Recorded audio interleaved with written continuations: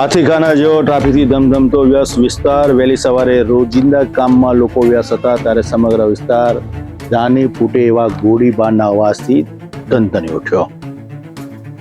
કોને ગોળીબાર કર્યો, કોણ હતું ગોળીબારના નિશાના ઉપર અને કેમ ગોળીબાર કરવામાં આવ્યો, એની પાછળ કોનો હાથ હતો? કોઈ અંગત અદાવત, કોઈ જૂની રંજીશ, કે પછી આ ગોળીબાર પર કોઈ હતું નિશાન કે કોઈની સોપારી લઈને કરવામાં આવ્યું હતું સમગ્ર કાવતરું. વહેલી સવારે સમગ્ર વિસ્તારમાં સન્નાટો છવાઈ ગયો. સવારનો સન્નાટો અને ગોળીબારથી વિસ્તાર ધ્રુજી ઉઠ્યો. પોલીસ પહોંચી ઘટનાની જાણ થતા અને સમગ્ર વિસ્તારને કોર્ડન કરીને પુરાવા એકત્રિત કર્યા.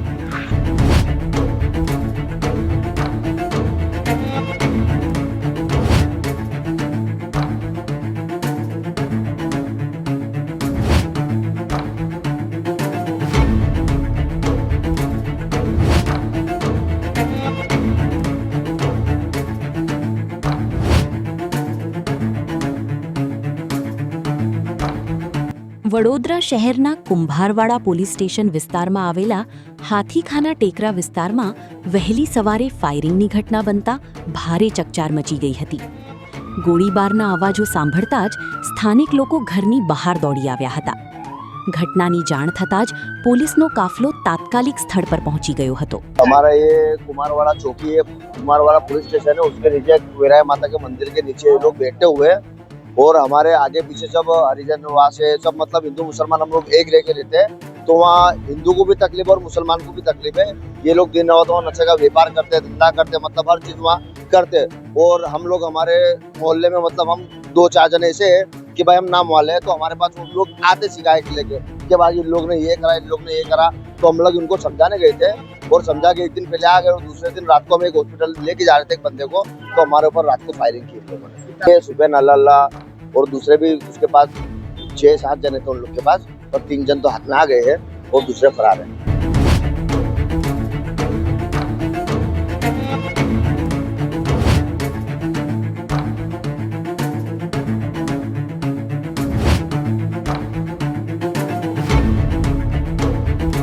પોલીસે પુરાવા એકત્રિત કર્યા. સન્નાટો હતો સવારનો. ગોળીબારથી વિસ્તાર ધ્રુજી ઉઠ્યો. કોણ હતું ગોળીબાર કરનાર? અંગત અદાવત કે પછી કોઈ નિશાના પર હતું કે સમગ્ર રચવામાં આવ્યું હતું કાવતરું કે કોઈની સોપારી લઈને ગુનાને અંજામ આપવા માટેની હતી આ ઘટના? પોલીસ તપાસમાં ઘણું બધું ઉજાગર થઈ શકે છે.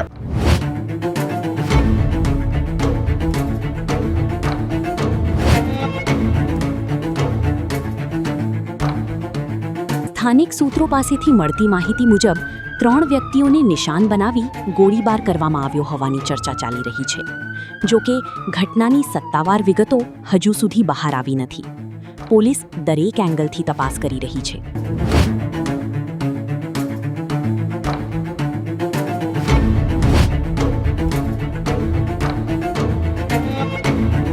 કોને ચલાવી ગોળી? ક્યાંથી આવ્યા હથિયાર? ટ્રાફિકથી ધમધમતા વ્યસ્ત વિસ્તારની અંદર કોણ હતું આનો માસ્ટર માઇન્ડ?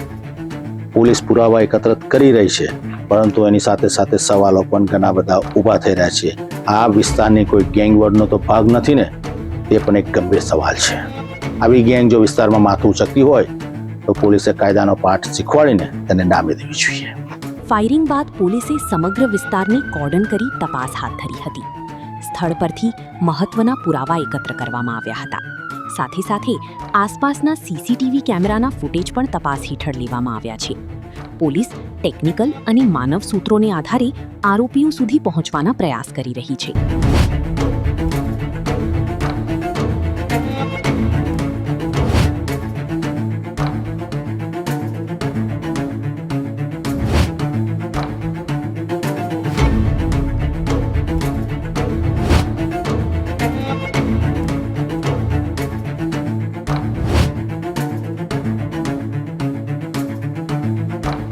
ઘટના બાદ પોલીસને શું સફળતા મળી? પોલીસે કેટલા પુરાવા એકત્રિત થયા?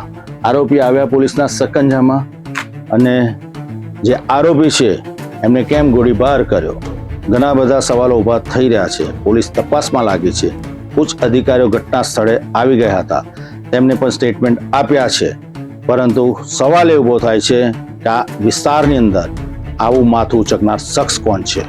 પોલીસે કડક હાથે કાર્યવાહી કરવી પડશે. લોકોમાં ચોક્કસ ગભરાટ જોવા મળી રહ્યો છે આ ઘટનાને લઈને. ઘટના બાદ કુંભારવાડા પોલીસે ઝડપી કાર્યવાહી કરતા શંકાસ્પદ આરોપીઓની ડિટેન કરી લીધા છે. હાલ તમામ વ્યક્તિઓની પૂછપરછ ચાલી રહી છે. ફાયરિંગ પાછળનું સાચું કારણ શું હતું અને કોણ મુખ્ય સૂત્રધાર છે તે જાણવા પોલીસ તપાસ આગળ ધપાવી રહી છે. આજરોજ કુંભારવાડા પોલીસ સ્ટેશનમાં ફરિયાદી સાજિદ નસીબુદ્દીન શેખ નવની ફરિયાદ મુજબ રાત્રે લગભગ 3:30 વાગ્યાની આજુબાજુ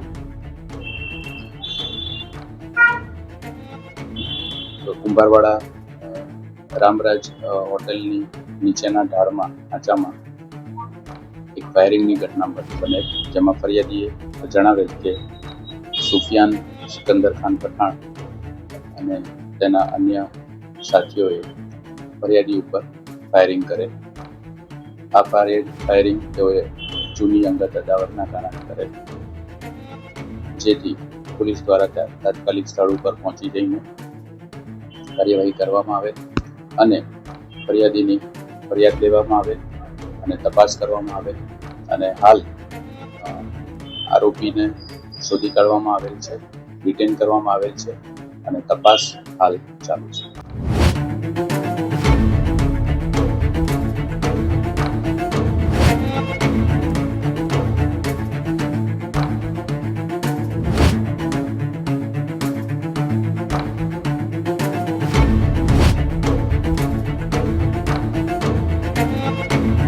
હાથીખાનાના ટેકરા વિસ્તારમાં થયેલા ગોળીબારે સમગ્ર શહેરનું ધ્યાન ખેંચ્યું છે. આ કોઈ ગેંગોનો ભાગતો નથી ને સાથે સાથે આવા તત્વો વિસ્તારમાં માથું કેમ ઉચકી રહ્યા છે? કાયદો વ્યવસ્થાને લઈને સવાલો ઊભા થઈ રહ્યા છે. વિસ્તારમાં ગભરાટ છે, સન્નાટો છે અને સાથે સાથે સવાલો પણ છે.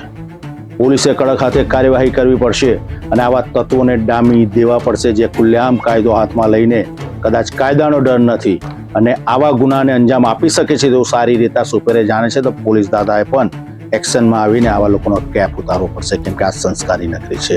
આવા તત્વોની આવી ઘટનાઓથી લોકો વ્યથિત છે, ત્યારે આવા લોકોને ડામવા જરૂરી છે. પોલીસ માટે ભલે પડકાર હોય, પરંતુ આ વડોદરાની પોલીસ એવું પોલીસે પણ બતાવવું પડશે.